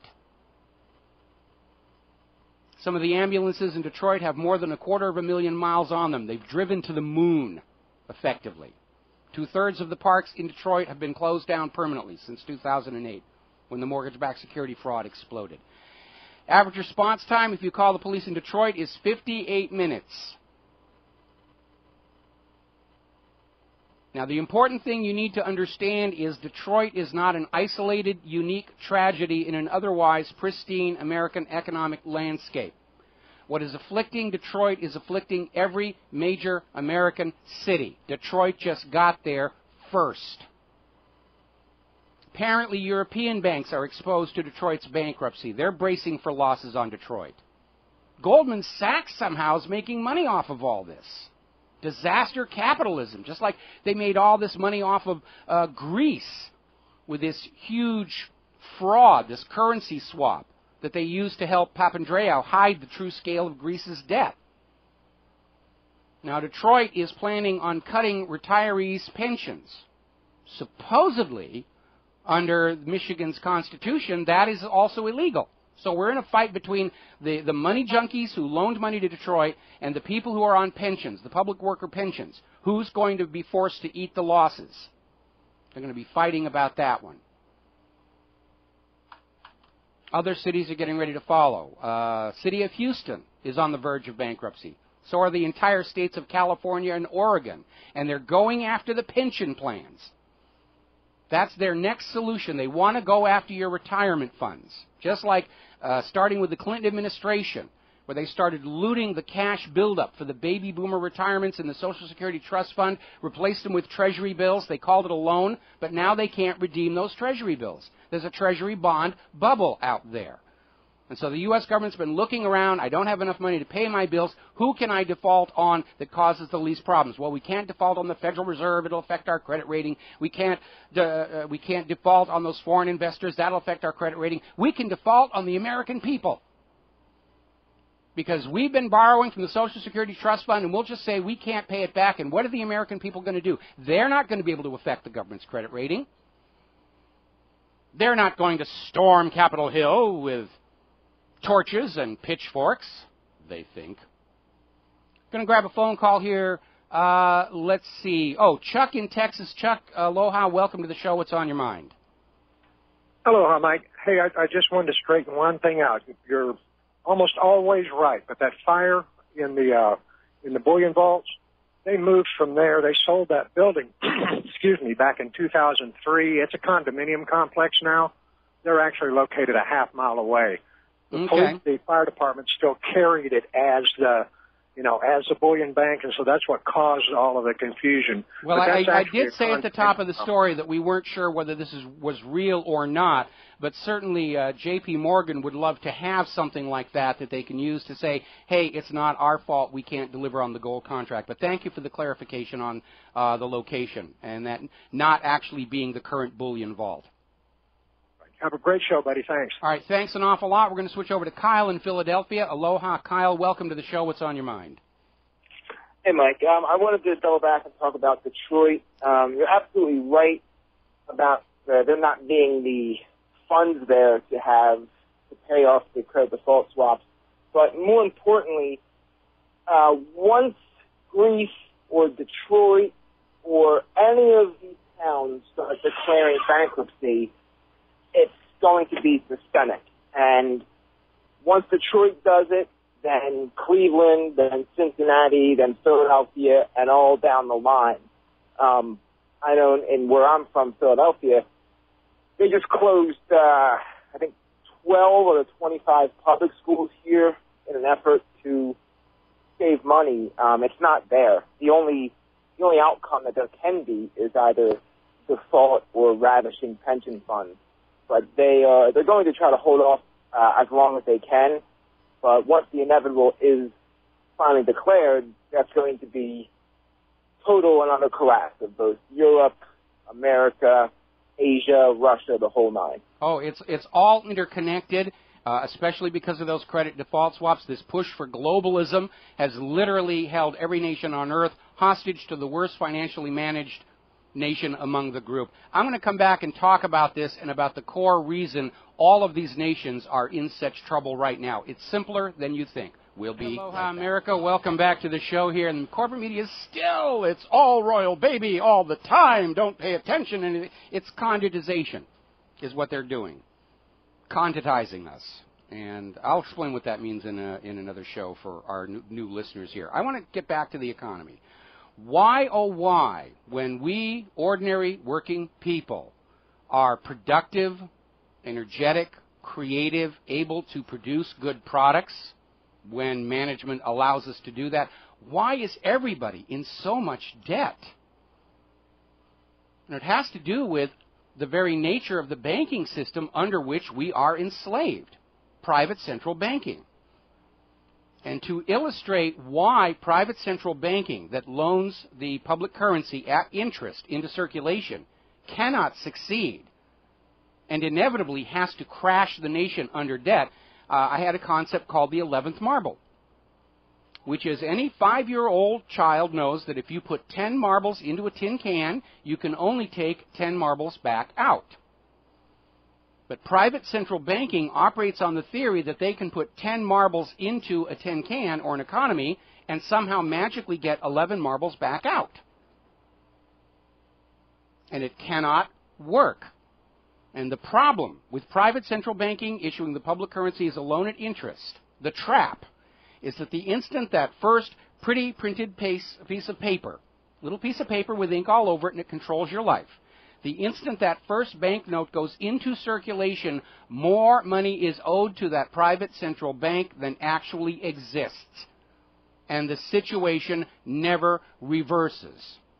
The system moves along by finding new and larger crowds of young borrowers to allow the creation of new money, part of which is siphoned off to pay the interest on the old money, and they sort of push that accumulating debt forward. It is a pyramid scheme. But regardless of what they do, regardless of whatever policies they have, the reality is the total aggregate debt of that banking system is always larger than the total available money supply. And that is why these systems always inevitably crash. And in the process, they transfer the real wealth of the people to the pockets of the bankers. And all they provided was ink and paper. The United States fought a revolution against that kind of banking. I know our public schools, at least since 1913, teach that the American Revolution was all about the tea tax and the Stamp Act and various other abuses, and they somehow don't get around to mentioning King George III's Currency Act, which commanded the colonies to stop using their own locally produced currencies and conduct all business and pay all taxes using banknotes borrowed at interest from the Bank of England. And if you go back and read the writings of Ben Franklin and Thomas Jefferson and the other founding fathers, they make it very clear it was that Currency Act and the poverty it brought to the American colonies that fueled the anger that led to the American Revolution. And when the Revolution was over, the brand new U.S. government put in an economic system that was truly revolutionary for its time. The government created the currency. They spent it into circulation to buy what the government needed. The currency then circulated through commerce without accruing interest on it, and then was taxed back in the same amount at the end of the cycle to balance the books. It was public currency as a public utility. And it worked. America quickly became a rival to the nations of Europe that were still struggling under enslavement to private central banking, which is why they hated the young United States and tried to overthrow it with the War of 1812, tried to force us back onto private central banking, and they did succeed with the first Bank of the United States, which was canceled after 20 years, and that's what triggered the War of 1812. Then the second Bank of the United States, which lasted for 20 years and impoverished the people to enrich the bankers, was ended by Andrew Jackson, which led to the attempted assassination on him. And then in 1913, they started the third Bank of the United States.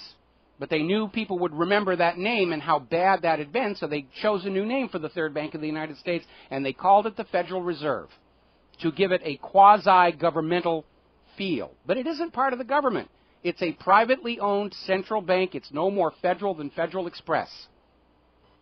And we have Alan Greenspan, former head of the Federal Reserve, on video saying the Federal Reserve System is answerable to no federal government authority. They are above the law. They see themselves as the de facto government of the United States of America. And the private central banks do not exist to serve the public or the nation or the community. They exist to serve themselves. And because of that trap, the idea that when you're using the money out here, your Federal Reserve notes, you may not realize it. You're using the proceeds of a loan at interest, and the longer it is in your hand or the longer it's in circulation, the more interest is owed to that central bank. And that is why every single nation on earth with a private central bank issuing the public currency as a loan at interest is drowning in trillions and trillions of debt. And you know the real sick irony of it? That money that we are told we owe that private central bank doesn't exist and never did. And that's why they are able to come after your homes and your businesses. Say, you owe us. It's rule by compound interest. And it's no more a legitimate form of governance than rule by divine right or rule by slavery. And like those earlier failed forms of governance, it only works as long as you believe this is the way the world is supposed to be. So we all need to become private central banking heretics. All right, we're going to take a phone call here. Chris in Las Vegas. Aloha, Chris. Welcome to the show. What's on your mind? Well, Michael, you're discussing quite a few interesting topics this morning, not the least of which is the central banking system, Detroit, and insurance. First, on the matter of insurance, what you were describing was a non-interest policy, whereby the individual making the insurance policy has no actual articulable interest in the property. It's a mere wager on something happening.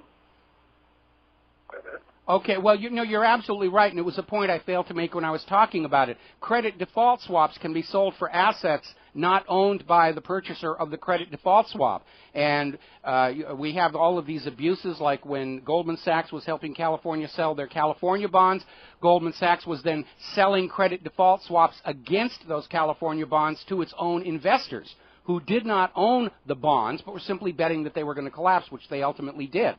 And it's one of the abuses of derivatives that people can take out these gambling tokens on assets they don't own and have no interest in. And worse, if somebody is buying credit default swaps against your business, they now have a vested motive to try and force your business into collapse.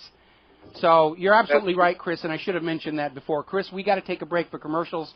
I'm sorry, new show clock, and we'll be right back. Welcome back to the show, and I guess we can all sit out the next primary season here because it's already been decided that the 2016 presidential campaign is going to be Hillary and Biden. So we can skip all that nonsense about a primary, because certainly in 2008 and 2012, we saw how the primaries were hijacked to make sure that Ron Paul never even got close to the nomination. So they're already talking about, 2016, Hillary and Biden, Hillary and Biden. Nancy Pelosi's out there saying, aren't we blessed with such a great supply of riches? Is she on drugs? I mean, let's be honest, whatever happened in Benghazi happened there under Hillary Clinton's watch. And let's not forget all about cattle futures trades, Vince Foster posing with a known cocaine smuggler in front of the White House Christmas tree. Don't even get me started on Joe Biden. Anyway. Alrighty, let's see. We're going to grab a phone call here. Terry in Chicago. Aloha, Terry. Welcome to the show. What's on your mind? Aloha, Michael. It's Jerry, by the way. Sorry. I was telling your the guy who answers the phones, your producer or whatever. I ran into a guy this weekend that is retired from the Department of Transportation, and he said, "Did you ever go under certain viaducts on the highway and happen to notice there's kind of like oddball lettering and numbers and stuff like that?" He said, "Pull under one sometime and take a look up there and look between the I-beams, and you'll see a welded-in sort of like metal strong box with a lock on it." He says that's where they stash all of the guns and ammo for when they roll out the National Guard or martial law and do roadblocks. They got all their armaments right there. Well, that seems like kind of a risky thing to do. Somebody with a ladder and a bolt cutter can help himself to all those free goodies. In fact, I think there's a scandal going on where the Marshal Service just lost a couple of thousand encrypted radios. Okay, I didn't hear that, but I mean, this is just something. And I said, "You got to be kidding me!" And he says, "No." He says, "You know, if that's why they say they can close down any interstate highway in 5-6 minutes, you know, and have it shut down, because they'll roll these guys out, they'll be unarmed, somebody will climb up there, open the box, and start flipping down the guns in the magazine." Well, I got to tell you, I'm having a tough time with that one. First of all, because of the issue of somebody being able to steal those weapons. Second of all, because leaving them out there in the open like that, you're going to be accelerating the issues of corrosion. I know here in Hawaii, because we're on an island in the middle of the Pacific Ocean and there's all this salt air and moisture out here, guns very quickly start to deteriorate if you're not constantly taking care of them and keeping them oiled. So somebody could go up there and open that box and just a bunch of rust falls out. I'm having a tough time with that one, but thank you for the information anyway. I know there's a lot of people concerned about the fact that the U.S. government is, in fact, preparing to go to war against the American people, buying all these billions of rounds of hollow point man-killer ammunition, all of these AR-15s, which when the government has them, they're called personal defense weapons, and when you, the American people, have them, it's called an assault rifle. But we already know the U.S. government views the American people as the enemy, and the proof of that is all this hue and cry over Edward Snowden, calling him a traitor. Now, the definition of a traitor or treason is simply giving aid and comfort to the enemy in time of war. Now, all Edward Snowden did was announce to the American people that the government that can't afford to save Detroit, can't afford to feed our kids, can't afford to keep the roads repaired, has spent billions and billions and billions of dollars, starting to sound like Carl Sagan, billions and billions of dollars on these NSA data centers all over the country. All of it illegal and unconstitutional. So apparently, in order to call Edward Snowden a traitor, the U.S. government sees itself as in a state of war. And the aid and comfort to the enemy means that we, the American people, are now aware that this government is trying to watch every single thing we do. Now, there's a couple of ways to look at it. First of all, it's definitely intimidating, or it's supposed to be. The government is hoping that we'll stop talking on the independent media about NSA Gate, IRS Gate, DOJ Gate, the use of torture to find weapons of mass destruction that don't exist, all of these horrible, horrible things this government has been doing for years and years and years. They're hoping we'll shut up because somebody's listening to us. I know they're listening to us. I'm on the radio. Of course they're listening to me. Is it really going to work? Well, it used to work in times past. It certainly worked in Nazi Germany, where the Gestapo went out of its way to create the illusion that they had ears and eyes everywhere, that they were watching everything that you said, and you ought to be very careful you didn't say something the Führer did not like. But if you think about the sheer volume of data they are collecting on all these phone calls, all your cars' locations, I don't think they can really make heads or tails of it. And the proof of that is, for all this talk about stopping crime and terror, have you seen any major criminals get sent to jail? Have you seen an increase in arrests on all these insider traders that are going on in Wall Street? We know from a magazine survey that was done a few months back, 25% of the people on Wall Street openly admit to using fraud to get ahead, to make a profit. And we know that insider trading is rampant, not only on Wall Street, but even inside the United States Congress. In theory, the NSA should have all of that data necessary to start prosecuting for insider trading, but they're not doing it. Which means either the government is perfectly happy with insider trading to cheat the American people, or they're not able to find anybody. I'll give you another good example. Open up your email box sometime. You're going to see all these ads coming in for porn and Viagra and lost Nigerian fortunes that we need your help to transfer and all this other stuff. If PRISM is really watching everything that goes on the Internet, then the NSA has all the information they need to shut down these cyber criminals. I haven't seen an increase in the number of arrests of cyber criminals. And let's face it, if this government can't track down and arrest the little script kiddies in their parents' basement, hacking your email account from his little PC, then they're completely helpless in the face of a real dedicated criminal or terrorist or governmental organization with the resources to keep themselves hidden from the NSA, as I've already demonstrated can be done fairly easily. So it may be a case that all of this data collection is a gigantic bluff to try and convince you that you can't think a thought without the government knowing what it is. And it's not going to work, because I want the government to know that I have a problem with some of their issues and agendas. My main concern is that this government seems woefully out of touch with what mainstream America is thinking. And that means they're going to make hideous mistakes. And I think a really good example of that, of course, was this whole blow-up, this attempt to use Trayvon Martin and George Zimmerman to kick off race riots. Remember that last week before the Zimmerman verdict came in, the corporate media was all about, oh, if Zimmerman's acquitted, there'll be riots, there'll be riots, there'll be riots. They weren't warning against riots. They were trying to sell them as the reaction. And we know why. If there are race riots across America, the corporate media can focus on that and not talk about all these other scandals gripping the administration, just like they're now completely still focused on the royal baby. Here's royal babiness. Don't look at what the government is doing behind your back. Pay no attention to that politician behind the curtain.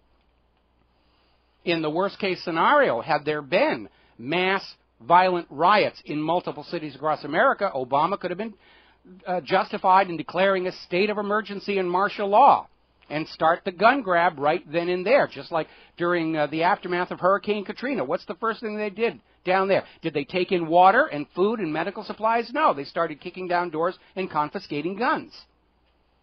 They want to take away the guns to take away your right to say no, because they understand there is no freedom without the freedom to say no to wrong-headed, bogus, unconstitutional government policies.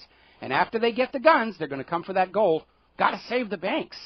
Banks are much more important in the greater scheme of things than ordinary Americans. We've got lots of ordinary Americans. We can afford to waste a few of those. But we must preserve the banks and the reputation and trustworthiness of the banking system. I think they've blown that one already. And the fact that there were not mass riots following the Zimmerman case, to the point where NBC in Los Angeles and the LAPD were trying to create stories of violent reprisal that did not exist, claimed that a hotel in Hollywood had been broken into by rioters, and the management of the hotel went public and said, take a look, the windows are all still there. Nobody came here. Nobody showed up. Nobody committed acts of violence. They're making it up to try and shift the focus off of these government scandals onto racism, to get blacks and whites hating each other and sneering each other, to keep us divided and conquered. Because the one thing this government is most afraid of right now is the American people waking up and realizing they are a single American people of all colors, all religions, all genders and orientations, all of us united to confront the common enemy of all Americans, which is an out-of-control, unconstitutional federal government and a private central bank issuing all of the public currency as a loan at interest. And they're trying to find ways they can break us apart into factions again. They're even bringing back the rape crisis, and they're trying to fan up abortion and gay marriage. You'd almost think it was an election year from all these fringe issues they're trying to fling at you as hard as possible to keep you from thinking about what's really gone wrong with this country. Now, we're coming up on a commercial break. We're going to be back with the last segment of our show today after these words from our sponsor. Aloha, America. Welcome back to the show here, and we're just about ready to finish up here as we head into the top of the hour. A lot of people are already responding to Obama's nomination of the New York Police Department Commissioner Kelly as the new head for Homeland Security as Janet Napolitano heads out to the University of California. And a lot of people are very concerned because Commissioner Kelly was behind the New York Police Department's stop and frisk policy of just stopping people at random to be searched for contraband. Again, that's a violation of the Fourth Amendment. And, of course, he was also instrumental in this spy program focused entirely on the Muslim American community, which strikes me as odd when you realize the only people actually arrested near the World Trade Towers on 9/11 turned out to be Mossad agents working for Israel. Oh, pay no attention to that. Look at the Muslims are the evil. Look at the Muslims. They're the bad ones. And if you think Muslims had anything to do with 9/11, I have some of Saddam's nuclear weapons to sell you. Over in Chicago, Rahm Emanuel is dealing with that city's skyrocketing crime problem by saying, well, we're making progress. You know, yeah, a lot of people are being killed, but if it wasn't for our wise leadership, you know, the problem would be a lot worse. And remember, Chicago is held up as the model for gun control law in this country. Very strict gun control laws. Hasn't stopped the crime. In fact, it's aiding it. Common sense tells you if the people are disarmed, it makes a target-rich environment for criminals, and the criminals will show up at the places where there are gun bans. Look at all these mass shootings that the gun grabbers wave at us all the time, and ignoring the fact that all of these shooters were either on or withdrawing from prescription antidepressants, SSRIs. They said, we've got all these shootings took place in gun-free zones. Gun-free shopping mall, gun-free school, gun-free whatever. The bad guys go where guns are not going to be found in the hands of law-abiding criminals. Apparently, an Illinois state senator's brother-in-law was murdered by gunfire over the weekend. And Rahm Emanuel is out there saying, we're making progress. Could have been a lot worse if I wasn't here. It's amazing, amazing stuff. We were talking last week about how the FBI is under fire for some outright fraudulent evidence they produced which aided in convictions of what may have been innocent people, including some 27 death penalty cases. And now there's a new update on that growing scandal. This is over at The Verge. And apparently one of the areas of contention, and you need to remember, it wasn't all that long ago, that Frederick Whitehurst, the head of the FBI's own crime lab, blew the whistle that the FBI crime lab routinely fudged their results to aid in prosecutions. Not quite CSI that you see on TV. CSI is there to sell you the idea that the crime lab is always right. The crime lab never makes mistakes. The crime lab always gets the bad guy. Well, no, the crime lab gets who they're told to get. And apparently one of the technologies the FBI has been using is hair analysis. And apparently the mistakes made with hair analysis are now thought to have falsely convicted thousands of people. They're already reviewing 2,000 cases. The Department of Justice, which has egg prominently all over its face, is now saying that the deadlines for appeals on those convictions are being waived, so that everybody's going to get a chance to go back to court and say, I was wrongfully convicted by the FBI. It is an epidemic reality. And this is why I cannot support a death penalty. Because until you can restore life to somebody it has been wrongfully taken from, you should not take it in the first place. And the reality is, the police make mistakes.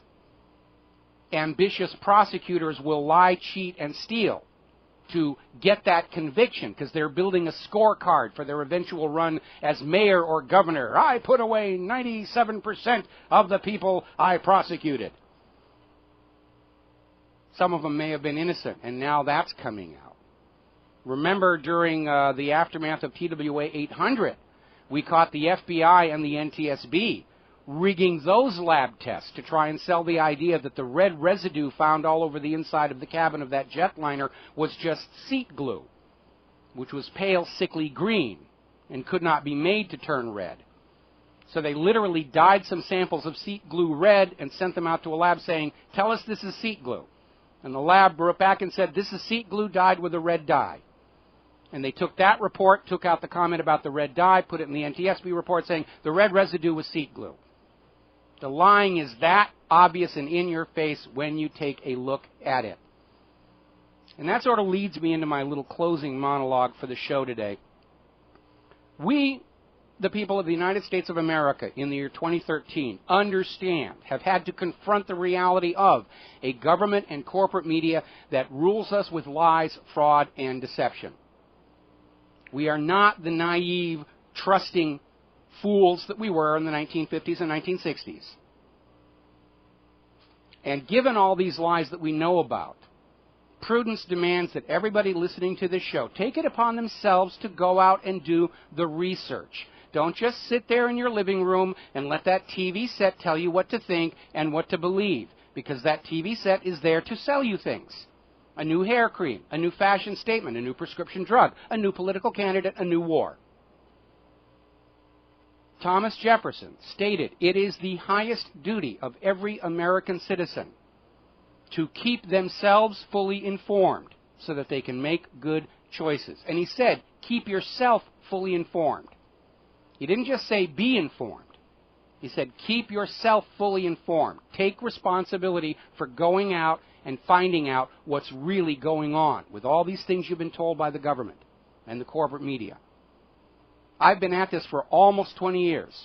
And even though I got started way back there following the murder of White House Deputy Counsel Vincent Foster, even back then I did not comprehend the sheer scale of government and corporate media mendacity I was going to encounter in the subsequent years.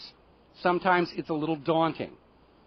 And the question isn't really what is the government lying to us about today, it's what is the government not lying to us about today. Americans are the most lied to people on the face of planet Earth. That's the bad news. The good news is Americans now know it. They know they're being lied to manipulate them, to trick them into supporting policies, to trick them into surrendering their wealth for human-caused global warming, to trick them into taking pharmaceuticals that may not actually be good for them, to trick them into sending their children to be flung onto the bayonets of the designated enemy du jour.